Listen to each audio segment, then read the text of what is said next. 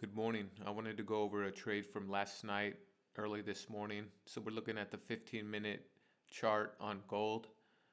I bought at 45.37 yesterday, about 30 minutes after markets opened, and it immediately turned against me. So I read it wrong. I thought it was going to be a breakout. So I entered around right here, and it immediately sold off, and I had a stop loss at around 44.80 something. And I thought for sure it would be triggered, but it didn't for some reason. The markets were moving fast enough where the order was never filled. And so the position just kind of stayed open. Now, if it did trigger, I probably would have lost like 350 bucks. That's typically where my max loss is right now. But I was way down here. And so I was down about $400 to $500.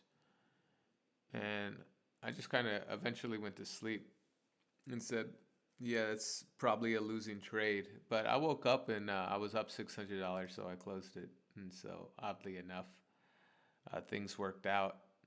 So, yeah, that's interesting. You see it kind of pulling back here. It might come and hit this 45.25 level before continuing up again. We'll see. But it's an interesting lesson, and that it's important to have a stop loss, but sometimes the markets are moving so quick, like even after, particularly on Sunday evenings when the futures markets open, that your stop loss might not be triggered. And so that's something to think about, because when I saw the trade going against me, typically I close it immediately. I should have closed it for a $200 loss. And so while I'm happy that it was $1,000 swing, I was down 400 and made 600. This wasn't a very good trade on my part. I should have waited for confirmation for a candle close above that 45.25